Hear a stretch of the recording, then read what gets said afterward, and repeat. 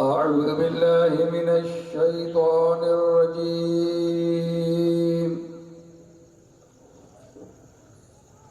بسم الله الرحمن الرحيم.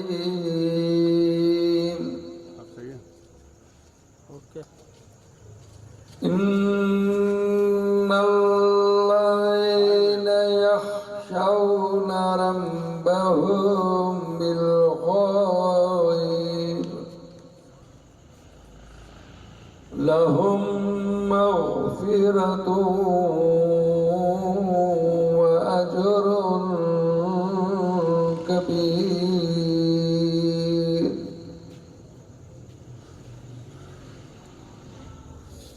وأسروا قولكم أو اجهروا به إنه عليم بذات الصدور.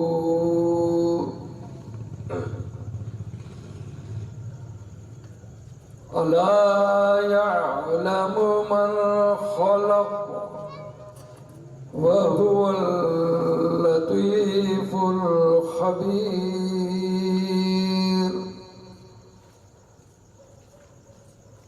هو الذي جعل لكم الأرض ذلولا فامشوا في مناكبها وكلوا من رزقه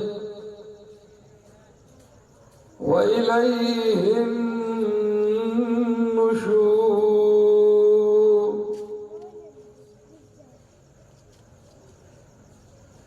أأمنتم من في السماء أن يخسف بكم الأرض فإذا هي تمور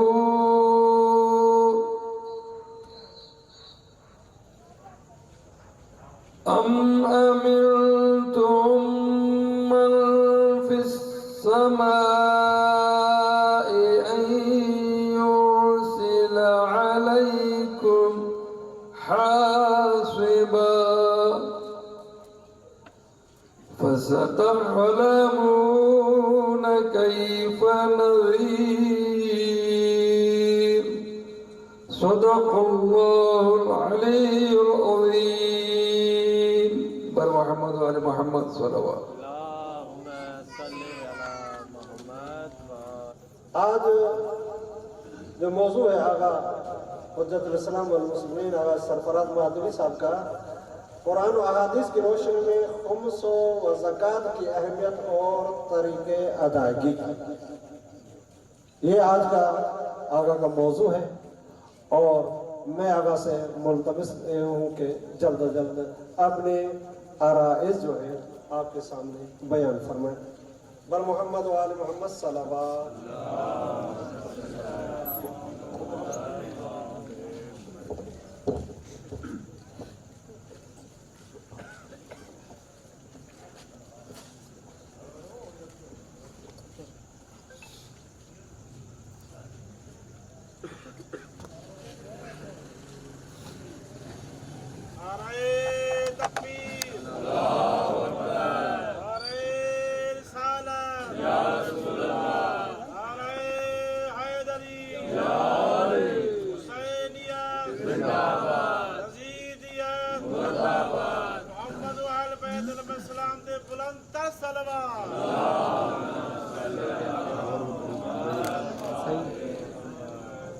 السلام علیکم جمیعاً ورحمۃ اللہ وبرکاتہ.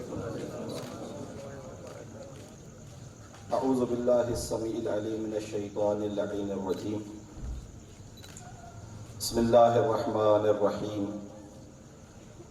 الحمد للہ علی ما انعم ولہ الشکر علی ما الہم والثناء بما قدم. حمدا دائما سرمدا بعدد ما احاط به علمه. الصلاة والسلام والتحية والإكرام على سيد الأنبياء والمرسلين حبيب إله العالمين سیدنا و مولانا ابو القاسم محمد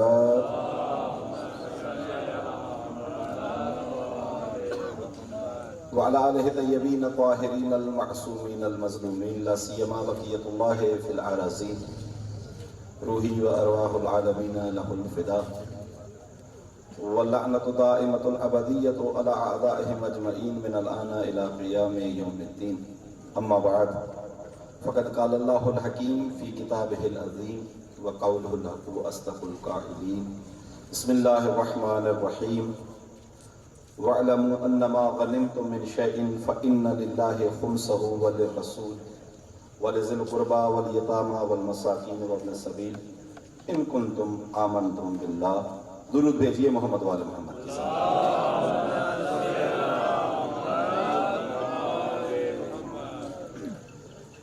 سعادت مند سمجھتا ہوں اپنے آپ کو کہ اس علمی مرکز میں آپ مومنین کی مجھے قریب سے زیارت نصیب ہو رہی ہے۔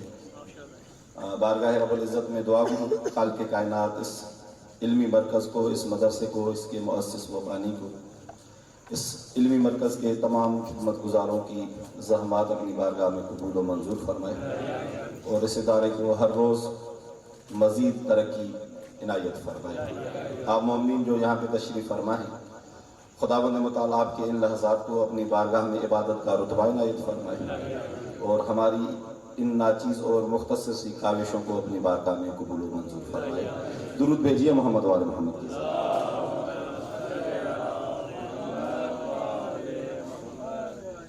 بغیر کسی تمہید کے واقعاً لائق تحسین ہیں استاد العلماء حجت الاسلام والمسلمین قبلہ مولانا علی بخش سجادی حفظہ اللہ، جو یہاں آپ کے شہر میں محمد والے محمد کی تعلیمات کو معاشرے تک منتقل کرنے کے لیے بہت سی زحمات اور کاوشوں کو انجام دے رہے ہیں۔ ایک زحمت یہ ہے جو آپ جہاں بیٹھے ہیں مدرسے کا قیام، تبلیغی امور، رفاہی کام، بہرحال خداوند متعال آغا صاحب کی ان تمام زحمات کو قبول فرمائے اور آغا صاحب کی جو بیماری ہے خداوند متعال ان کو جلد سے جلد صحت عاجلہ و کاملہ نصیب فرمائے۔ کیونکہ موضوعاتی گفتگو ہوتی ہے اور وقت انتہائی محدود ہوتا ہے، اس لیے میں کوشش کروں گا کہ اپنے موضوع کے متعلق دو چار باتیں آپ کی خدمت میں عرض کروں۔ اگر آپ توجہ سے سماعت فرمائیں گے تو آپ کی کرم نوازی ہوگی۔ موضوع آپ سب بزرگان نے سماعت فرمایا ہے، ایک مرتبہ پھر میں تکرار کرتا ہوں۔ ہمارا آج کا جو موضوع ہے اور عنوان ہے وہ یہ ہے کہ خمس و زکوٰۃ کی قرآن و احادیث میں اہمیت کیا ہے اور ان دونوں کو کس طریقے سے نکالنا چاہیے۔ اس عنوان سے ہی معلوم ہو رہا ہے کہ یہ موضوع قابلاً فقہی موضوع ہے اور اس پہ جو ہمارا بحث ہوگا روایات یا قرآن مجید کی آیات کو بیان کرنے کے علاوہ خالصتاً فقہی ہوگا، لیکن میں کوشش کروں گا کہ ان مسائل کو ایسے مختصر اور آسان انداز میں آپ کے سامنے پیش کروں کہ ہمیں یہ مسائل سمجھ میں آ جانا چاہیے، کیونکہ ہمارے ہاں ایک غلط تصور جو ہمارے اذہان میں بھیجا گیا یہ ہے کہ فقہ کے جو مسائل ہیں وہ ہر ایک کے سمجھنے کے بس کی بات ہی نہیں، فقہ کے مسائل سمجھنے کے لیے مجتہد ہونا ضروری ہے۔ نہیں، بالکل ایسا نہیں ہے۔ فقہ کے مسائل سمجھنے کے لیے مجتہد ہونا ضروری نہیں ہے، البتہ یہ ہے کہ فتویٰ دینے کے لیے مجتہد اور مرجع ہونا کا ضروری ہے۔ اور اس عنوان پہ گفتگو کرنے سے پہلے ایک مقدمہ میں آپ کی خدمت میں عرض کرنا چاہوں گا۔ اگر یہ مقدمہ ہمیں سمجھ میں آ جائے تو میرے خیال میں پوری گفتگو کو سمجھنے میں ہمیں کوئی دقت نہیں ہوگی۔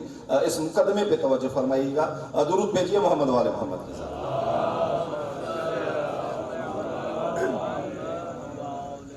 جب انسان عبادت کا تصور اپنے ذہن میں رکھتا ہے اور کہتا ہے کہ میں عبد ہوں،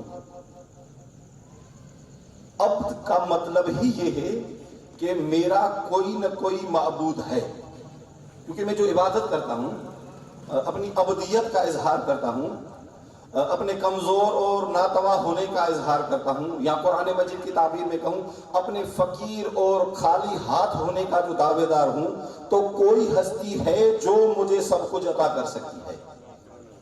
عبدیت کی تقاضا یہ ہے، ہم جب عبادت کا بحث کرتے ہیں، عبادت جو بھی ہو، کسی بھی عبادت کے لیے ہم جب بحث کریں گے تو سب سے پہلا نقطہ یہ ہے کہ میں عبد ہوں، میری حیثیت عبد والی حیثیت ہے، یعنی وہی حیثیت ہے جس کو قرآن مجید نے ان الفاظ میں فرمایا ہے کہ یا ایھا الناس انتم الفقراء الاللہ واللہ هو الغنی الحمید۔ اے انسانوں یاد رکھو آپ کے پاس کچھ بھی نہیں، آپ فقیر محض ہو، خالصتاً فقیر ہو، خالی ہاتھ ہو، جو کچھ عطا کرنے والا ہے وہ خدا بند متعلق کے ساتھ ہے۔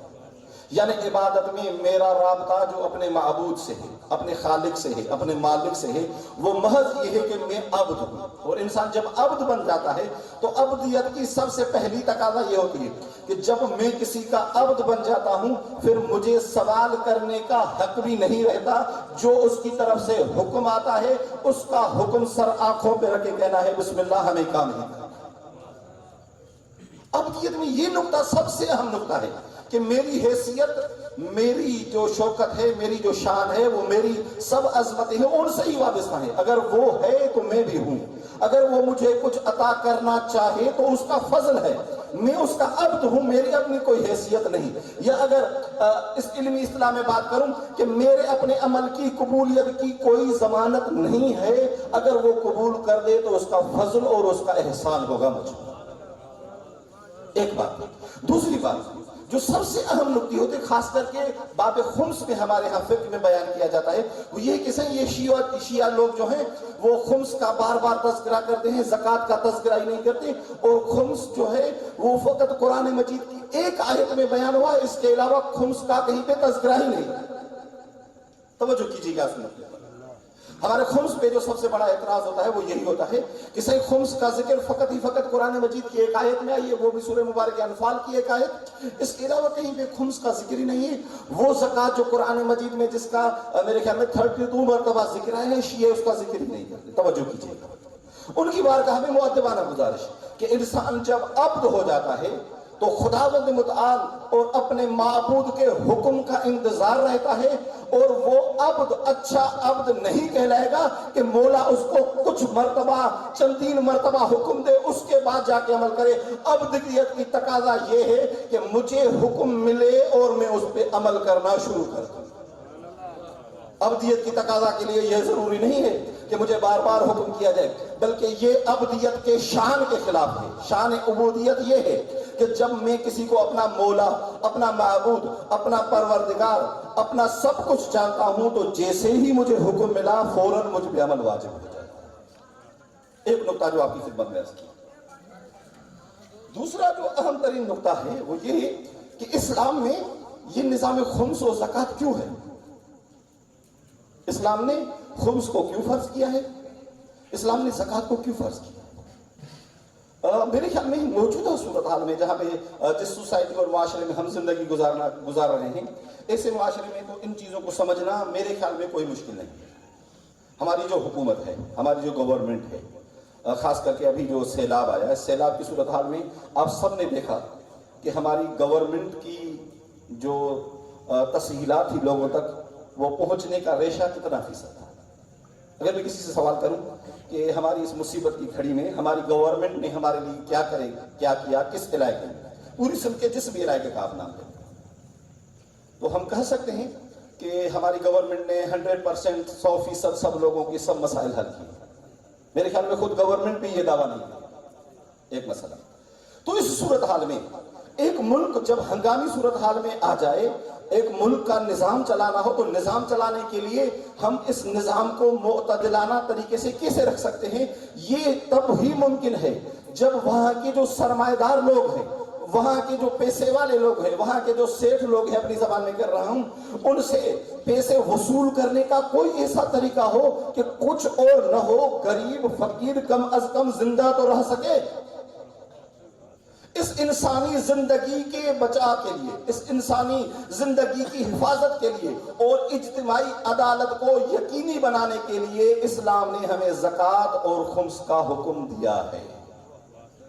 ایک اہم ترین نقطہ جو ہمیں وجوب زکوٰۃ اور وجوب خمس کی طرف متوجہ کرتا وہ یہی ہے کہ ہم جب زکوٰۃ اور خمس دینے کے پابند رہیں گے، اور ہماری روایات میں بھی یہ بات موجود ہے کہ جب امام زمانہ عجل اللہ تعالیٰ فرجہ شریف کی حکومت ہوگی تو ہماری یہ خمس و زکوٰۃ کے جو مالی مواقع ہیں اتنے زیادہ ہو جائیں گے کہ زکوٰۃ دینے والا، زکوٰۃ لینے والا نہیں، زکوٰۃ دینے والا ڈھونڈتا رہے گا کوئی مستحق مجھے مل جائے تاکہ اس تک میں زکوٰۃ ادا کر سکوں۔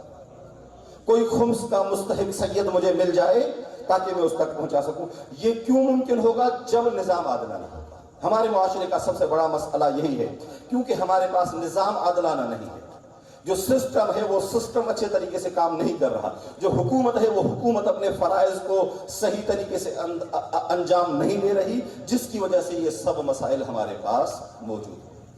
تو ہم اپنے موضوع کی طرف آتے ہیں. قرآن مجید میں خمس کا ذکر ایک مرتبہ ہوا ہے اور زکوٰۃ کا جو ذکر ہے وہ 32 مرتبہ یعنی 32 بار قرآن مجید کی مختلف آیات میں ہوا.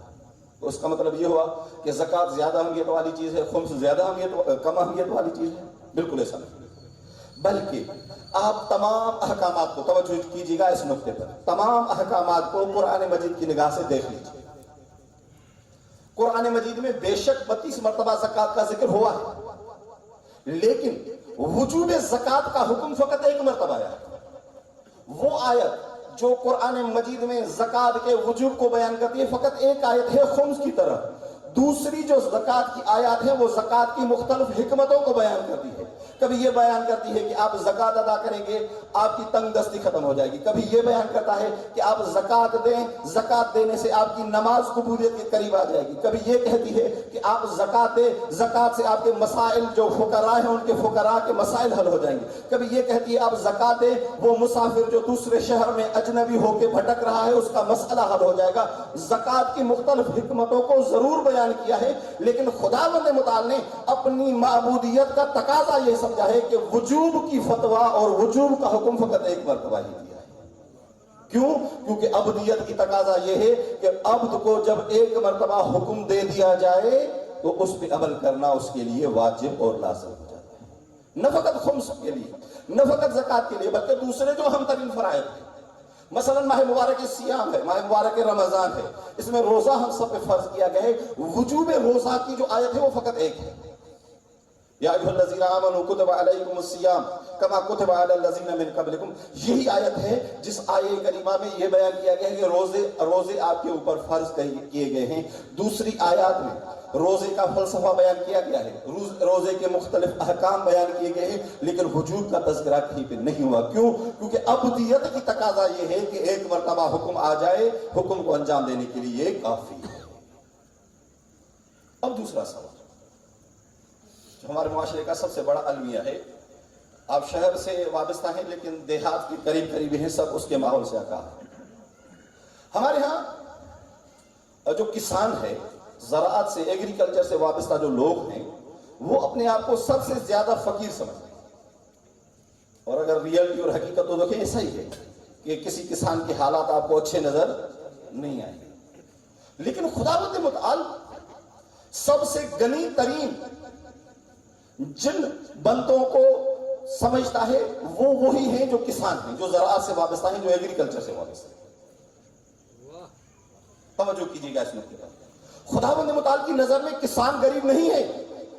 خداوند متعال کی نظر میں ایگریکلچر سے وابستہ بندہ یتیم، فقیر، مسکین نہیں ہے، کیونکہ جو فقیر ہے وہ زکوٰۃ لینے والا ہے. خداوند متعال نے ایگریکلچر سے وابستہ تمام چیزوں پہ زکوٰۃ واجب کی ہے، وہ دینے والا ہو، لینے والا نہ ہو. یہ ہمارے معاشرے کا المیہ ہے کہ ہم نے ان کسانوں کے حقوق اس طرح سے چھین لیے ہیں کہ وہ جو زکوٰۃ دینے والا ہے وہ زکوٰۃ لینے والا ہے. زکوٰۃ 10 چیزوں میں واجب ہے. زکوٰۃ کی اکثر چیزیں ایسی ہیں جن کا تعلق ہے ایگریکلچر سے. آپ گندم کو دیکھ لیں، آپ کشمش کو دیکھ لیں، آپ جو کو دیکھ لیں، آپ کھجور کو دیکھ لیں، یہ سب ایگریکلچر سے وابستہ ہیں. وہ چیزیں جو لائیو اسٹاک سے مربوط ہیں، آپ بیڑ بکری کو دیکھ لیں، آپ اونٹ کو دیکھ لیں، آپ گائے کو دیکھ لیں، یہ سب چیزیں ایسی ہیں جو یا ڈائریکٹلی یا انڈائریکٹلی اسی ایگریکلچر سے وابستہ ہیں. اگر زمین میں گھاس نہ ہو یہ جانور زندہ نہیں رہ سکتے. خداوند متعال نے کسان کو اتنا امیر بنایا ہے کہ اسے حکم دیا ہے کہ آپ کے پاس یہ جو جنس آ رہی ہے یا آپ کے پاس جو یہ چوپایا مال آ رہا ہے، اس میں سے اگر معین مقدار تک آ جائے تو آپ کو میری خاطر کچھ نہ کچھ دینا ہے.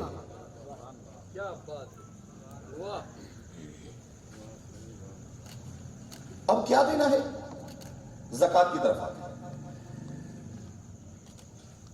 ہمارے ہاں وہ لوگ جو دوسرے ممالک میں رہ کے آئے ہیں انہیں پتا ہے کہ گورنمنٹ کس طرح سے ٹیکس ہم سے لیتی ہے. ہمارے معاشرے کا المیہ تو یہ ہے کہ ہم ٹیکس بھی بھر دیتے ہیں, ہمیں پتا تک نہیں چلتا کہ ہم بھی ٹیکس بھر رہے ہیں. جو ٹیکس کے مقابلے میں دنیا کی سب حکومتیں کچھ نہ کچھ سہولتیں دیتی ہیں, کچھ نہ کچھ رفاہیات عطا کرتا ہے. پتہ نہیں پاکستان میں رفاہیات کہاں سے ملتا ہے. اور دوسری چیز جو زکوٰۃ دینے اور خمس دینے کے معاملے میں ہمیں اپنے ذہن نشین کرنی چاہیے, وہ یہ ہے کہ ہم جو یہ زکوٰۃ دے رہے ہیں کسی پہ احسان نہیں کر رہے. احسان اس کا ہے جو ہم سے زکوٰۃ لے رہا ہے. اہل بیت علیہ السلام کی تعلیمات میں آپ دیکھیں جا کے بہت سے لوگ ہیں جو آئمہ علیہ السلام کے پاس خمس کے پیسے, زکوٰۃ کے پیسے, مختلف ہدایہ وغیرہ لے آتے ہیں. ان کو اتنی تشویق نہیں کرتے, ان کا اتنا احترام نہیں کرتے, لیکن جس کو خمس, زکوٰۃ, عطیات دے رہے ہیں ان کا خاص احترام کرتے ہیں اہل بیت علیہ السلام. مثلا میں آپ کی خدمت میں امام حسین علیہ السلام کا وہ مشہور واقعہ آپ کی خدمت میں بیان کر دوں جو امور ماضی سے مربوط ہے. آپ درود بھیجیے محمد وعلی محمد.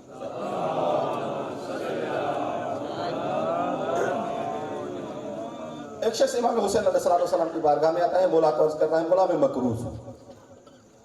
مولا پوچھتا ہے کتنے کا قرضی ہے تو؟ مولا کو فرماتا ہے مولا 3000 درہم کا قرض ہے میرے اوپر. 3000 درہم قرض ہے. 3000 درہم اس زمانے میں بڑی رقم تھی. مولا نے جب دیکھا کہ مومن ہے, محب اہل بیت ہے, ظاہری طور پہ دیندار ہے, مولا نے اپنا فرض سمجھا کہ اس کا مسئلہ حل کرے. توجہ کیجیے, یہ نیکی کا موقع ملنا, کسی فقیر کا آپ کے پاس آنا, کسی سائل کا, وہ بھی محب اہل بیت غیرت مند سائل کا آپ سے سوال کرنا ایک ایسا موقع ہے جس کو کبھی ضائع نہیں کرنا چاہیے. امام حسین علیہ السلام اپنے مخصوص حجرے میں جاتے ہیں. حجرے میں جانے کے بعد ایک تھیلی بناتے ہیں, تھیلی میں وہی 3000 درہم جمع کرتے ہیں. آپ نے دیکھا دروازہ ہوتا ہے نا, دروازے کی چوکٹ سے امام نے اپنا سر چھپایا, دروازے کی چوکٹ سے اس سائل کو کہا کہ یہ لے لو. توجہ کیجیے, وہ سائل کہتا ہے کہ مولا مجھ سے کوئی غلطی ہو گئی؟ مولا نے کہا نہیں. مولا میں نے آپ سے یہ مانگ کر کوئی غلط کام کیا؟ مولا نے کہا بالکل صحیح کام کیا ہے, جب ضرورت ہو میرے دروازے پہ آ جائے. مولا پھر یہ دینے کا آپ کا انداز اور یہ اسٹائل ایسا کیوں ہے؟ مولا نے فرمایا مجھے پتا ہے جو مانگتا ہے اس کے چہرے پہ کوئی شرمندگی کے آثار نظر آتے ہیں. میں حسین نہیں چاہتا کسی سائل کے منہ پہ وہ شرمندگی کے آثار دیں. تو یہ بات تو ہمیں بہرحال ذہن نشین کرنی چاہیے کہ جو سائل, جو فقیر, جو مستحق ہمارے پاس آتا ہے وہ نیکی کا ہمیں ایک موقع فراہم کرتا ہے تاکہ بارگاہ رب العزت میں ہم اپنے درجات میں بلندی حاصل کر سکیں.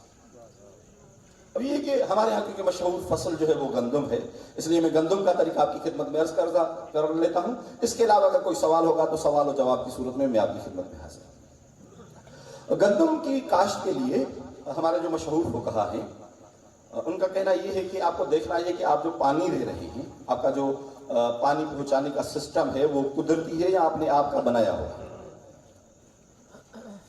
اگر پانی قدرتی ہے یعنی نہری سسٹم جو ہمارے ہاں موجود ہے الحمدللہ سندھ کے اکثر علاقوں میں, اگر پانی ایسا ہے جس کے لیے انسان کو زحمت نہیں کرنی پڑتی, اپنا کوئی خرچ کرنا نہیں پڑتا, تو ایسی صورت میں جو زکوٰۃ ہے وہ زکوٰۃ 10واں حصہ ہے. کب؟ جب نصاب تک پہنچائے. یہ نقطہ ضرور ہے. نصاب گندم کا کیا ہے؟ 21 من کچھ کلو ہے. یہ 21 من کچھ کلو سے جب اضافی ہوگا تو زکوٰۃ واجب ہوگی. اس سے اگر کم مقدار کی آمدنی ہمارے پاس ہے تو کوئی زکوٰۃ نہیں. اور زکوٰۃ کا 10واں حصہ دینا پڑے گا جب ہمارے پاس جو پانی ہے وہ قدرتی سسٹم والا ہے, نہری نظام موجود ہے یا بارش کا پانی ہے مثلا, جس کے لیے انسان کو زحمت نہیں کرنی پڑتی, انسان کو خرچ نہیں کرنا پڑتا. لیکن اگر پانی کا سسٹم ایسا ہے جس کے لیے انسان کو خرچ کرنا پڑتا ہے, مثلا ہمارے پاس جو یہ ٹیوب ویل وغیرہ لگے ہوئے ہیں یا ہاتھ کا بنایا ہوا کوئی بھی سسٹم ہو جس میں خرچہ ہے, تو اس صورت میں خداوند متعال فرماتا ہے آپ کے اوپر زکوٰۃ 10واں حصہ نہیں ہے, 20واں حصہ. اب ہمارے ہاں کیونکہ صورتحال ایسی ہے مختلف علاقوں میں کہ ہماری گندم کا کچھ حصہ نہری سسٹم پہ چلتا ہے, کچھ کو اپنے ہاتھ سے دینا پڑتا ہے, تو دونوں کو تقسیم کریں گے. جتنا پرسنٹ ہوا یعنی اس کا بیچ والا لے آئیں گے. اگر کچھ حصہ ہماری زراعت کا نہری سسٹم سے چلا ہے, کچھ اپنے ٹیوب ویل والے سسٹم سے چلا ہے, تو ہم 15% زکوٰۃ دیں گے. خداوند متعال کی بارگاہ میں بری ذمہ بن جائیں گے. لیکن زکات کے تمام امور میں جتنے بھی چیزیں ہیں جن پہ زکات واجب ہے سب میں ایک نصاب معین ہے. نصاب کا مطلب کیا ہے؟ یعنی حد عقل آپ کے پاس اتنی چیزیں ہونی چاہیے، اس کے بعد وجوب زکات کا تعلق ہے. اگر وہ نہیں ہے تو آپ پہ زکات بھی نہیں. اب آتے ہیں ہم خمس کے اخراج کی طرف. خمس یعنی 5واں حصہ. قرآن مجید کی سورہ مبارک انفال کی وہ آیت جس میں خمس کا حکم دیا گیا ہے، اس میں یہ بیان کیا گیا ہے وَاعْلَمُوا أَنَّمَا غَنِمْتُم مِّن شَيْءٍ. یاد رکھیے جب بھی آپ کو کوئی چیز غنیمت کے طور پر مل جائے. یہاں پہ اہل سنت اور ہمارا جو اختلاف ہے وہ لفظ غنیمت کی معنی ہے. اب برادران اہل سنت سمجھتے ہیں غنیمت کا تعلق فقط جنگ سے مربوط ہے، کیونکہ جنگ کے بعد جب مسلمان یا جو کوئی بھی بندہ فتح حاصل کر لیتا تھا اس کے بعد جو دوسرے فرقے کا دوسرے فریق کا جو مال اس کے ہاتھ لگ جاتا تھا عرب اس کو غنیمت کہتے تھے. مال غنیمت یہ ایک اصطلاح ہے، لیکن قرآن مجید کی نظر میں غنیمت فقط مال جنگ سے مخصوص نہیں ہے بلکہ ہر وہ چیز جو آپ کو اضافی طور پہ مل جائے. غنیمت کا مطلب یہ ہے کہ ہر وہ چیز جو آپ سے اضافی ہو. کتنی اضافی؟ توجہ کیجیے گا اس نقطے پر. خداوند متعال نے جن 7 چیزوں پہ خمس واجب کیا ہے اس میں 2 چیزوں کو بہت اہمیت حاصل ہے. ایک یہ کہ آپ کی ضرورت کتنی ہے، دوسری آپ کی حیثیت کتنی ہے. ان دونوں چیزوں سے اگر کوئی چیز بچ جاتی ہے اس کے بعد خمس تعلق رکھتا ہے. اگر مثلا آپ کے پاس 10 نوکر ہونے چاہیے، یہ 10 نوکر آپ کی ضرورت ہے، یہ 10 نوکر کو ہی تنخواہ دیتے رہیں، آپ کے کوئی خمس واجب نہیں ہے. اگر آپ کی ضرورت ایسی ہے، آپ کی حیثیت ایسی ہے کہ مثلا ہر سال آپ 1 کروڑ روپیہ خرچ کریں تو بے شک کروڑ روپیہ خرچ کیجئے گا، اس پہ کوئی زکوٰۃ واجب نہیں ہے، خمس واجب نہیں ہے. خمس تب واجب ہوگا جب آپ کی ضرورت سے بھی اضافی ہو، آپ کی حیثیت سے بھی اضافی ہو. مثلا ایک عالم دین ہے، جس عالم دین کو کتب کی ضرورت ہے، وہ اگر 1 کروڑ روپے کی کتاب بھی منگوا لیتا ہے. ایک ڈاکٹر ہو، مثلا جس ڈاکٹر کی ضرورت ہے اس کے پاس میڈیکل کی چیزیں ہونی چاہیے، وہ سب جو اس کی ضرورت ہے بے شک کروڑ میں ہو جائیں، جب تک ان کی ضرورت ہے خمس اسے تعلق نہیں رکھتا. خمس تب تعلق رکھتا ہے جب ایک ضرورت سے زیادہ ہو جائے، دوسرا حیثیت سے زیادہ ہو جائے. بھائی دینے والا خدا ہے، آپ کا اپنا کچھ نہیں ہے. خداوند متعال آپ کو فقیر محض سمجھتا ہے. یہ جو خداوند متعال نے آپ کو عطا کیا ہے اس کا مال ہے، وہ کسی بہانے بھی اگر آپ سے واپس لے لینا چاہے لے سکتا ہے. لیکن خداوند متعال فرماتا ہے یہ مال جو ہے وہ میرا ہے، اس کا حقیقی مالک میں ہوں. میں نے مختلف اسباب کی وجہ سے آپ کے ہاتھ میں دیا ہے، تو کم از کم میں نے جو چیز واجب کی ہے اس کو ضرور ادا کرو. اگر ہم ادا نہ کریں تو نقصان کیا ہوگا؟ توجہ کیجیے. ہمارے معاشرے میں بہت سے نقصانات ہوتے رہتے ہیں، ہم متوجہ نہیں ہوتے کہ ہمارا یہ نقصان کیوں ہوا. دیکھتے ہیں صبح کو ہم اپنے دفتر جاتے ہیں، اپنی آفس جاتے ہیں، اپنے کام سے جاتے ہیں، کوئی مشکل نہیں ہوتی. شام کو واپس آتے ہیں یا دفتر میں ہوتے ہیں، فون آ جاتا ہے کہ مثلا آپ کے فلاں بیٹے یا بیٹی یا کسی ریلیٹیو کی طبیعت اچانک خراب ہو گئی، وہ ہاسپٹلائز ہوتے ہیں. بھاگتے ہیں، دوڑتے ہیں، اپنی ضرورت سے زیادہ خرچ کرنا شروع کر دیتے ہیں، لیکن یہ نہیں سوچتے کہ خداوند متعال نے یہ مصیبت مجھے کیوں دی. 2 صورت ہے. یا تو یہ ہے کہ واقعی میں ایمان کے اس مرتبے میں ہوں کہ خداوند متعال مجھے آزماتا ہے. یہ بیماری خاص کر کے بخار کے متعلق تو اہل بیت علیہ الصلوۃ والسلام کی روایات میں موجود ہے کہ یہ بیماری خداوند متعال کی طرف سے آزمائش ہوتی ہے تاکہ آخرت والا عذاب آپ سے کم ہو جائے. اگر آپ کو یقین ہے کہ واقعی میں نے سب حقوق ادا کیے ہیں تو خدا کا شکر ادا کیجیے کہ خداوند متعال نے آپ کو امتحان اور آزمائش کے لائق سمجھا ہے، تب آپ کو اس مصیبت میں ڈالا ہے. دوسری صورت یہ ہے جو ہمارے پاس سوچنی چاہیے کہ وہ کون سا حق تھا جو مجھے ادا کرنا تھا میں نہ کر سکا، جس کی وجہ سے یہ دنیا بھی چلی جائے کہ میری آخرت بھی چلی جائے.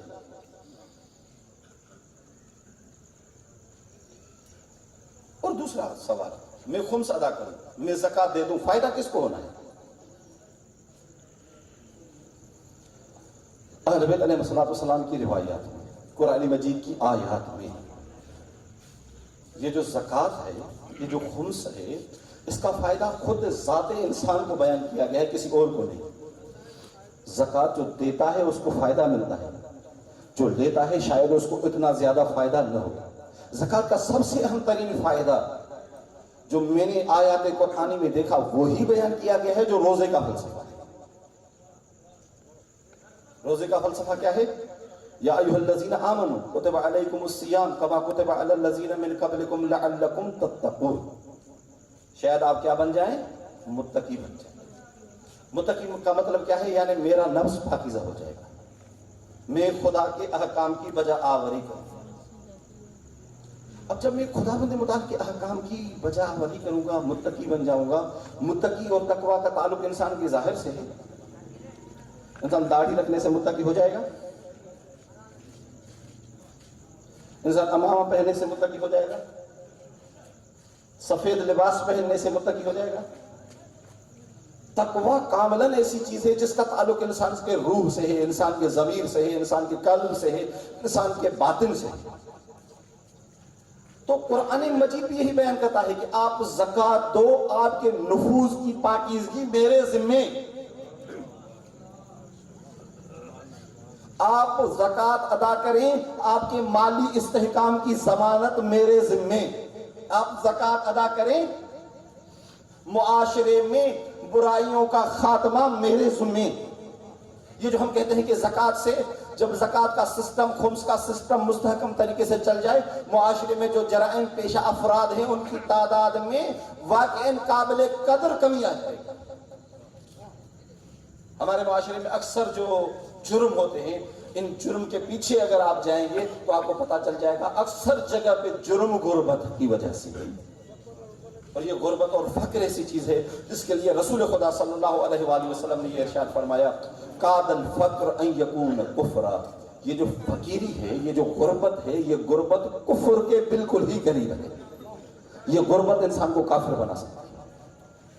خدا نہ کرے کہ ایسا ہو کہ ہم کسی کے کفر کا سبب بن جائیں۔ بہرحال باتیں بہت زیادہ ہیں، کیونکہ دامن وقت میں گنجائش نہیں ہے، میں اس لیے خمس کی طرف آتا ہوں۔ خمس میں کچھ لوگوں کا خیال یہ ہے کہ خمس فقط سادات کے لیے، توجہ کیجیے گا، ہم یہ جو سمجھتے ہیں کہ خمس دے کے سادات پہ احسان کرتے، بالکل ایسا نہیں۔ زکوٰۃ تو سید کو دے ہی نہیں سکتے، جو واجب زکوٰۃ ہے ہماری، ایون فطرہ جو غیر سید ہے، غیر سید کو فطرہ نہیں دے سکتا۔ اگر سید کے واقع مستحق ہے، ضرورت مند ہے، تو اپنی جیب سے کوئی ہدیہ ان کو دے دیں، لیکن واجب زکوٰۃ غیر سید کو نہیں دے سکتا، نمبر 1۔ دوسرا نکتہ، خمس میں بھی سب مال سید کا نہیں ہے، آدھا مال سادات کا ہے، آدھا مال صاحب امام ہے۔ ہم جو یہ سمجھتے ہیں کہ خمس دے کے فقط سادات پہ احسان کرتے ہیں، بالکل ایسا نہیں ہے۔ خداوند متعال نے سادات کو لیمیٹڈ مقدار میں چیزیں ادا کی ہے، عوام الناس کو سب کچھ ادا کیا ہے، زکوٰۃ سب غیر سادات کے لیے، اور خمس کا بھی آدھا حصہ غیر سادات کے لیے، جہاں پہ مرجع وقت مناسب سمجھے وہاں پہ استعمال کرے، اور ایک حصہ فقط سادات کے لیے رکھا گیا ہے، اور اس کے علاوہ دوسری چیزیں سادات کے لیے مناسب نہیں کہ وہ استعمال کریں۔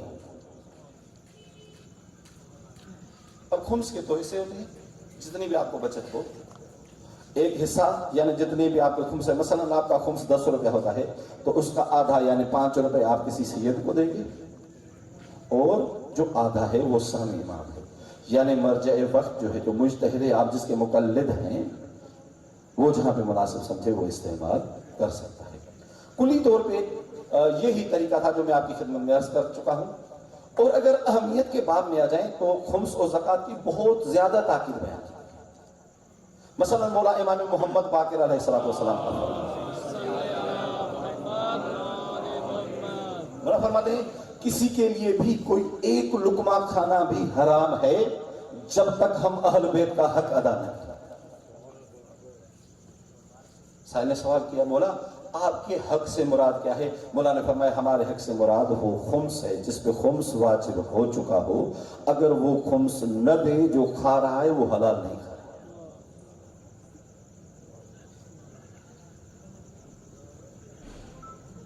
دوسری اور سب سے اہم ترین چیز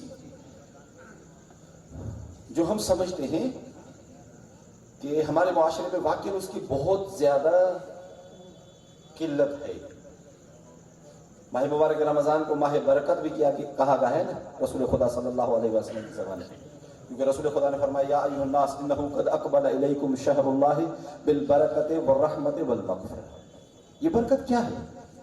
کبھی توجہ کی ہے آپ نے بہت سے ایسے لوگ اپنے قریب میں دیکھے ہوں گے جن کی ماہانہ آمدنی لاکھوں میں ہے، لیکن وہ شکایت کرتے ہیں ہمارے رزق میں برکت نہیں ہے۔ سمجھ میں آ جاتا ہے کہ یہ برکت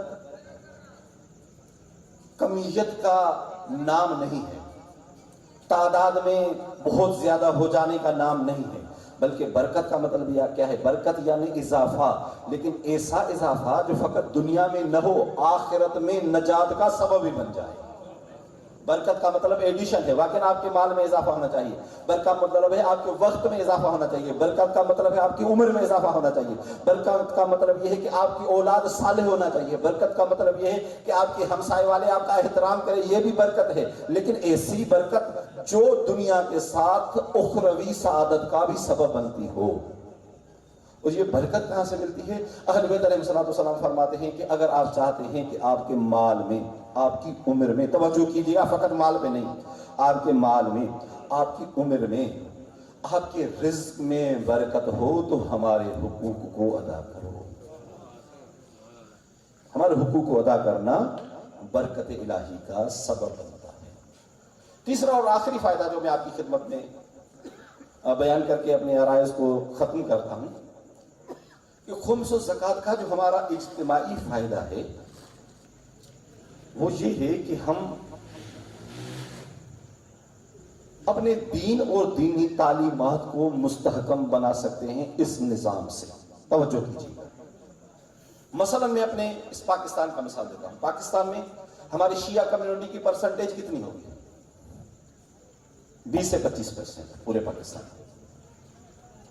یہاں پہ ہم جو زندگی بسر کر رہے ہیں، اپنے عقائد کی حفاظت کیسے کریں؟ اپنی مساجد کی حفاظت کیسے کریں؟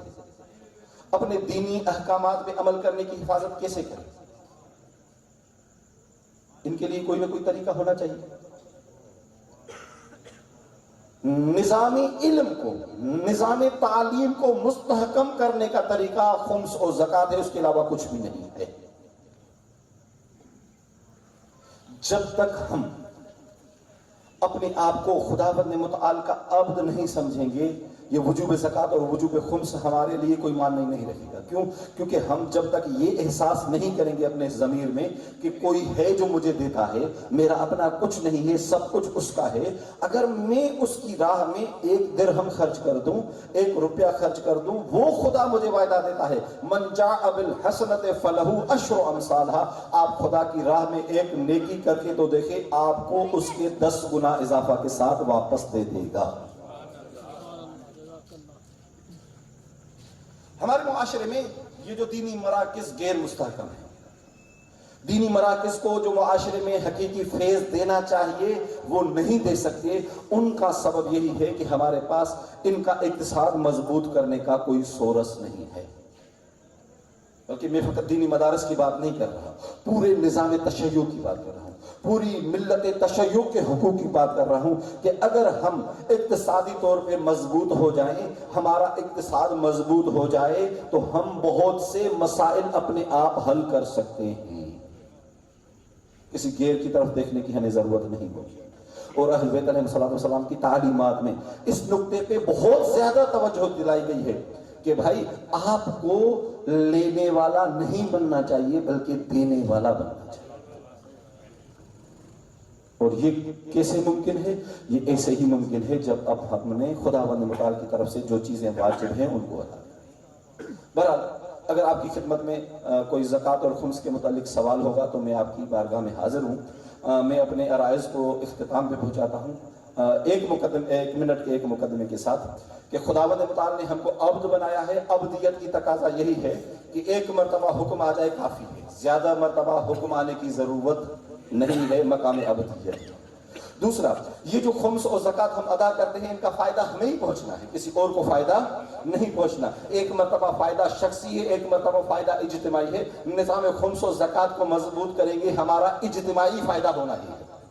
بے شک مجھے شخصی فائدہ نہ ملے، بے شک مجھے کوئی فردی فائدہ نہ ملے، لیکن ہمارا اجتماع، ہماری ملت، ہمارا جو مکتب ہے، ہمارا جو مذہب ہے وہ مضبوط ہوگا۔ جب یہ مضبوط ہوگا تو انسان دنیا و آخرت دونوں میں سعادت مند زندگی بسر کر سکتا ہے۔ مولا آپ سب کو عظمت عنایت فرمائے. وما علینا الا البلاغ. والسلام علیکم ورحمۃ اللہ وبرکاتہ.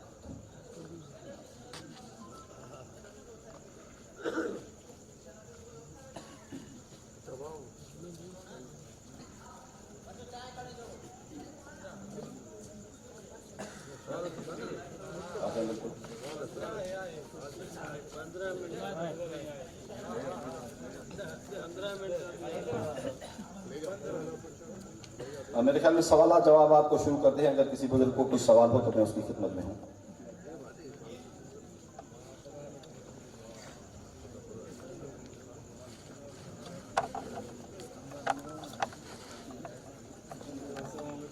وعلیکم السلام ورحمۃ اللہ. اللہ جیسے آپ نے فرمایا کہ زکوٰۃ کے متعلق سوال ہے. بہت سی پرائیویٹ کمپنیاں ہیں, کچھ بینک ہیں جہاں پر لوگوں کا گولڈ, پریس بانڈ اور کچھ کیش پڑا ہوا ہوتا ہے, تو وہ اطلاع دیے ہوئے بغیر مالک سے وہ کٹوتی کرتے ہیں. اور اس لحاظ سے اگر میرا کیش ہے میرے اپنے گھر میں اور میرے والد صاحب کو یہ اختیار ہے کہ مجھ سے بغیر پوچھے ہوئے اس میں سے وہ زکوٰۃ ادا کر سکے, اگر ہے تو اس کے دلیل دیں. اور بینک یہ جو آج کل کاٹتے ہیں لوگوں کے پیسے بغیر اطلاع دیے, اس کے متعلق کچھ. بسم اللہ الرحمن الرحیم. بینک کے جو مسائل ہے وہ حکومت سے مربوط ہے.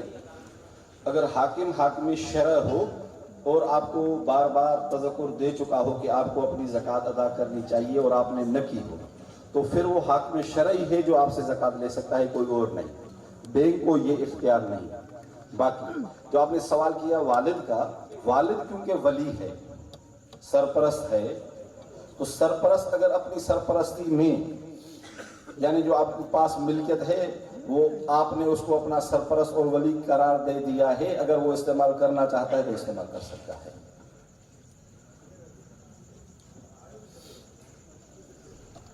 اعوذ باللہ من الشیطان الرجیم. بسم اللہ الرحمن الرحیم. السلام علیکم توفیع یا علی علیہ السلام مدد. وعلیکم السلام علیہ السلام. قبلہ ایک شرعی سوال تھا کہ فرض کرو ایک غیر مسلم ہماری اسلام پر آتے ہوئے اور اس کی حیثیت مستحقی جیسی ہو, تو کیا اس غیر مسلم کو زکوٰۃ دے سکتے ہیں؟ بہت ہی اچھا سوال کیا ہے, صحیح نہیں. زکوٰۃ کے فائد میں سے جو ہمارا ایک اہم ترین مصرف ہے, یعنی وہ چیزیں جن پہ ہم زکوٰۃ استعمال کر سکتے ہیں, ایک تألیف القلوب ہے. مؤلفۃ القلوب, تألیف القلوب کا مطلب یہ ہے کہ ایک کافر, ایک خدا کو نہ ماننے والا شخص, ایک وجود خدا سے انکاری, اگر ہمارے زکوٰۃ کے مال دینے سے دین خدا کی طرف راغب ہوتا ہے تو بے شک آپ استعمال کریں, ہم استعمال کر سکتے ہیں. زکوٰۃ کے مصارف میں سے ایک مصرف یہی ہے کہ وہ کافر جس کے لیے ہم یہ سمجھتے ہیں کہ اگر ان کو زکوٰۃ دے دیں گے وہ دین خدا کی طرف مائل ہو جانا چاہیے, تو ہم استعمال کر سکتے ہیں. اور ہماری فقہ کی اصطلاح میں اس کو تالیف القلوب کہا جاتا ہے. السلام علیکم. علیکم السلام. یہ جو سائم امام کا جو آپ نے بتایا تو جو مجتہد سید ہے تو وہ اس کو استعمال کر سکتا ہے اپنے لیے؟ مجتہد سید اگر خود مستحق ہے تو بالکل استعمال کر سکتا ہے, اس میں کوئی مسئلہ نہیں. لیکن اصل میں ہمارے ہاں جو تقلید کا حکم ہے اس کا مطلب یہی ہے کہ میں خمس بھی کسی نہ کسی مرجع کے کہنے پہ ہی دوں گا, اس کی فتویٰ کے مطابق دوں گا. جہاں پہ وہ کہے گا وہاں پہ دینا واجب ہوگا. हिकु सुवाल आहे तव्हां खां त जेको तव्हां फुंस कढूं था हाणे हींअर जेका फ्लड आई पाकिस्तान में, आया तव्हांजी के अहिड़ी मुस्तहद कराम जी फतवा आहे त तव्हां उन्हनि खे बि जी कंहिंजे जी का जॻह रही पियूं या कुझु घणो नुक़सानु थियो उन्हनि खे. ऐं नंबर ॿियो सुवाल बि हिकिड़ो इहो आहे त फुंस जेको असां कढूं था त उहो आवाम जे बहबूद लाइ या कुझु भलाई कमनि लाइ बि इस्तेमालु करे सघूं था या न? साईं जो सवाल ॾाढो भलो ऐं मुनासिबु आहे. सिंधी में जवाबु ॾियां थो. साईं जो सवाल सिंधी में आहे. ॾिसो असल में असां वटि ख़ुब्स आहे ई अवाम जी भलाई ऐं बहबूद जे लाइ, इन में त को शक न आहे. लेकिन असां आया हर हिकु शख़्स पाण पंहिंजी मर्ज़ी मुताबिक़ खुम्स इस्तेमालु करे सघे थो या न, इहो अहिड़ो सवाल आहे जंहिंजो जवाबु अचे थो. इहो आहे त हर हिकु शख़्स पाण पंहिंजी मर्ज़ी मुताबिक़ इस्तेमालु नथो करे सघे. छो जो असां हिकिड़े निज़ाम जा पाबंद आहियूं जंहिं मुजतहिद जी तक़लीद कयूं था, उन जी फ़तवा ते अमल करणु ज़रूरी आहे. असां वटि जेके बि मराज इज़ाम आहिनि उन जा वकील या पाण मुजतहिद उन जी इजाज़त सां जिते हू इजाज़त ॾियनि असां खुम्स खे इस्तेमालु करे सघूं था. ऐं मसलन असां हिते सिंध में मां पाण तशद्दुद गवाह आहियां त असां वटि तशय्युद जी जेको फलाह बहबूद जे लाइ घणे खां घणो जेको माल इस्तेमालु थियो आहे उन्हनि जे राशन जे सिस्टम में, उन्हनि जे टेंडनि जे सिस्टम में, उन्हनि जे इवन घर ठाहिण जे सिस्टम में, ऐं उन्हनि अक्सर माल या ज़कात जो आहे या ख़ुम्स जो आहे, ख़ुम्स जो सादा जे लाइ ऐं ज़कात जो आम इस्तेमालु कयो आहे। पर उनखे हिकिड़े सिस्टम तहत हलाईंदासीं ताकी को बि सिस्टम ख़राबु न थिए। उहो मुजतहिद जेको असांजे तमामु उमूर ते जेको आहे सो निगरानी रखे थो, जिथे उहो वधीक ज़रूरत महसूसु कंदो, जिथे वधीक बहितर सम्झंदो उते इस्तेमालु कजे। अस्सलाम वालेकुम या रहमतुल्लाह। वालेकुम अस्सलाम। मौलवी साहब, मेरा एक सवाल है कि ईद की नमाज से पहले ईद उल फितर जब निकालते हैं तो अगर किसी को औलाद हो जाती है 10 मिनट पहले, तो क्या उसका फितराना होगा? नमाज जो फितरे का ताल्लुक है हर उस शख्स से जो दुनिया में आता है नमाज मगरिब से पहले है, यानी अजान मगरिब जो होती है ईद वाली रात की, उससे पहले जो शख्स भी हमारे घर में हो, खाना खाने वाला बच्चा तो हमारा ही है, इवन हमारे यहाँ हुक्म है कि अगर मेहमान भी आ जाए जो आपके साथ ईद वाली रात खाना खाए तो उसका फितरा भी मालिक के देना वाजिब है।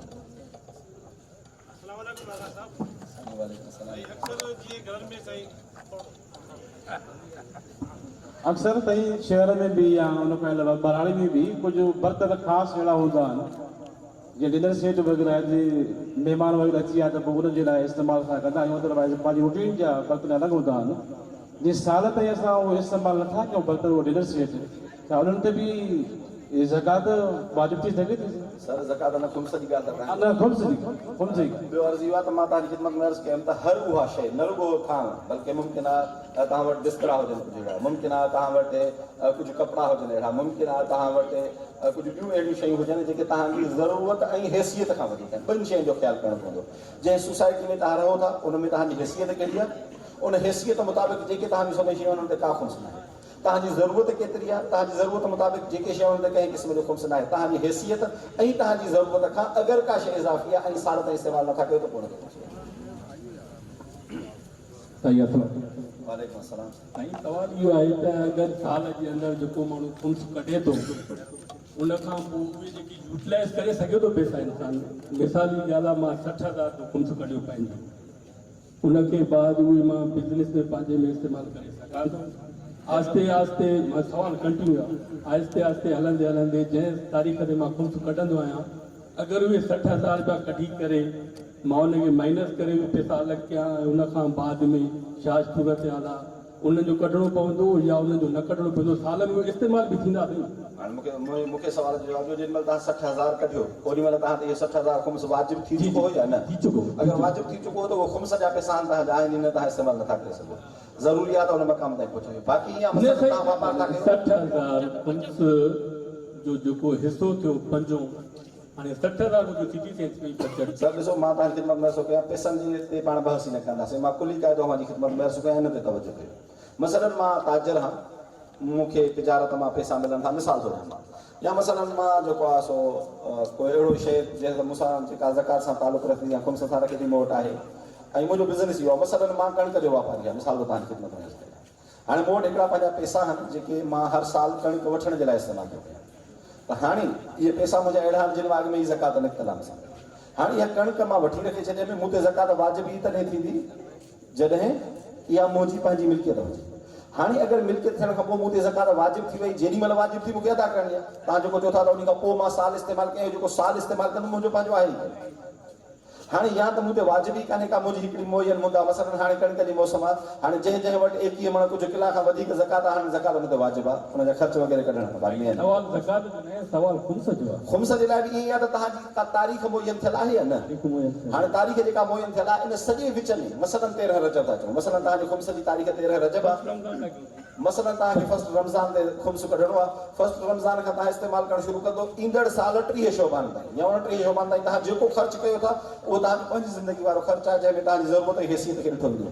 हाणे अगरि 30 शोबान ते तव्हां वटि अहिड़ो माल बचत आहे जंहिं ते ख़ुम्स वाजिब थी वञे थो, हाणे पहिरीं रमज़ान ते साल ॾेढ वाजिब थी पहिरियां पैसा बचियल हुया गुज़िरियल साल वारा। सर ॾिसो, हुन जे लाइ मिक़दार साल आहे। हिन साल में अगरि तव्हां वटि मिसाल विच में तव्हांखे फ़ाइदो थो थिए, वरी ख़ुदा न करे 2 महीने खां पोइ तव्हांखे नुक़सानु थो थिए, या तव्हांजी अहिड़ी ज़रूरत थी अची वञे जेका तव्हां इस्तेमालु था करे सघो, त विच में जेका बि तव्हांजी ज़रूरत में इस्तेमालु कयो उन्हनि ते ख़ुम्स न आहे।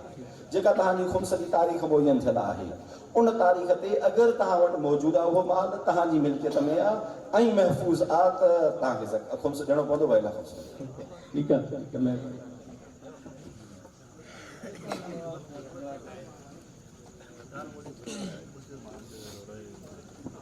السلام علیکم وابا صاحب وابا صاحب یہ جو ہم سے جو اٹینشن کے واجب ہے ہمارے کا میرے خیال میں ہکڑی یا بھی ہے تو ایک اہڑی زمین جا کوئی زمین کافر کے مسلمان کا وٹھی تو پو ان تے تھوڑا روشنی وجو تو زمین کافر ہے زمین جا مسلمان کا وٹھے تو پو ان تے آیا پیرا خمس رہلا یا بعد میں ان کے بعد کافر کے ڈنو آیا خمس یا مسلمان زمین من فرق کرنے کا بعد میں وہ مسلمان کے بعد میں خمس دی سائیں جو سوال نہیں فقہی مربوط ہے اصل میں اساں وٹھ کافرن جا ॿ क़िस्म हिकिड़ा काफ़िर हरबी आहिनि ॿिया काफ़िर ज़िमी आहिनि काफ़िर हरबी जो मतिलबु इहो आहे त अहिड़ो काफ़िर जेको मुसलमाननि जे मिल्कियत में रहे थो इस्लाम जे क़वानीन जी बि कंहिं क़िस्म जी पाबंदी नथो करे ऐं इस्लामी जेके असांजा राइज हुकूमतूं आहिनि उन हुकूमतुनि जो पाबंद बि नथो थिए यानी इस्लाम सां अलल ऐलान ऐं खुलम खुला जंग ऐं मुखालफ़त जो ऐलान थो करे त पोइ असां मुसलमाननि वटि अहिड़े कंहिं बि शख़्स जे माल जी का बि हैसियत ऐं एतिराम न आहे छो जो काफ़िर हरबी आहे इस्लाम ऐं मुसलमान सां मुक़ाबिले में थो लेकिन ॿियो काफ़िर जो क़िस्म जेको घणे क़दुरु असांजे मुल्क में उन क़िस्म जा काफ़िर रहंदा काफ़िर ज़िमी आहिनि काफ़िर ज़िमी जो मतिलबु इहा त हू असां मुसलमाननि जे मुल्क में रहनि था असांजी मुसलमान गवर्नमेंट सां या उन ज़माने में जेको हुकुमरान हो उन हुकुमरान सां हिकिड़ी एग्रीमेंट कंदा असां हर साल असां तव्हांखे हेतिरो हिसो ॾींदासीं इन हिसे जे एवज़ असांजे माल जी हिफ़ाज़त तव्हांजे ज़िम्मे यानी इस्लामी हुकूमत जे ज़िम्मे हाँ चवंदा अहिड़ो शख़्स जेको काफ़िर ज़िमी आहे यानी मुसलमान मुल्क में रहे थो ऐं उनखे हर साल कुझु न कुझु अदा करे थो पंहिंजी हिफ़ाज़त जे वटि अहिड़े काफ़िर जो माल बि मुहतरम आहे अहिड़े जेका काफ़िर जे माल जो एतिराम इस्लामी हुकूमत ते वाजिब थो थी वञे हाणे जेको साईं ज़िमी वारो मसइलो बयानु कनि था इन सूरत में अगरि काफ़िर ज़िमी आहे यानी मुसलमान मुल्कनि में रही करे मुसलमाननि जे कानूननि जो एतिराम करे थो ऐं का ज़मीन उन खां मिले थी या मुसलमान उनखे फ़रोख़्त थो करे त पोइ मुसलमान ते वाजिब आहे त उन खां छा करे उनजो ख़ुम्स अदा करे छो जो काफ़िर आहे हू काफ़िर जेके पैसा ॾिए थो यकीनन इस्लामी अहकाम ते अमल कंदड़ न आहे इन करे उनखे जेका आमदनी थिए थी उहा अहिड़ी आहे जंहिंजी ख़बर न आहे त पाक आहे अलाए न आहे इन करे मुसलमान जॾहिं पंहिंजी मिल्कियत में आणणु थो चाहे त उन खां पहिरियों उनजो ख़ुम्स अदा करे ताकी माल जी तहारत यकीन बणिजे अस्सलाम वालेकुम या अली मदद साईं वालेकुम अस्सलाम जेको गैर मुस्लिमान आहे जो ज़कात वठे थो पियो ख़ुम्स वठे थो पियो ऐं अंधो बि थी सघे थो या मंदो बि उनजे वग़ैरह अंधो उहो आहे जेको गैर मुसलमान खे ख़ुम्स ॾे वठण वारो अंधो कोन्हे को असल में ॾिसो साईं ख़ुम्स जो तालुक़ु त इहो आहे त ख़ुम्स जो हिकिड़ो हिसो सैयदनि खे ॾियणो आहे हिकिड़ो सहन इमाम आहे जेको असां वटि मुजतहिद वटि पहुचाइणो आहे ख़ुम्स जो तालुक़ु ई कोन्हे को अगरि तव्हां को मुस्लमान ज़कात वठंदो त मां अर्ज़ु कयुमि त ज़कात अगरि इन लिए साॻियोसि त उहो ज़कात वठण खां पोइ इस्लाम जे क़रीब थींदो इस्लाम ॾांहुं माइल थींदो त अहिड़े काफ़िर खे असां ज़कात ॾेई सघूं था हिन में को हर्ज इस्लाम जे वेझो अचणु पसंदि न कंदा कोन ॾींदासीं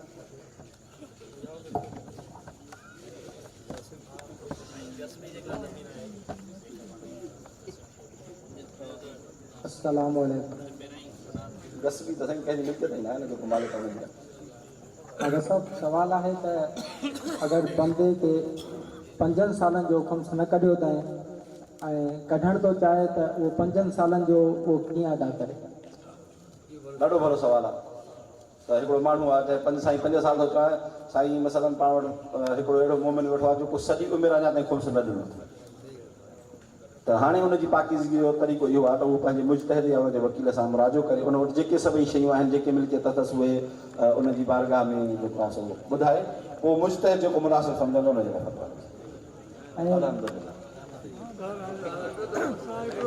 हर साल थींदो आहे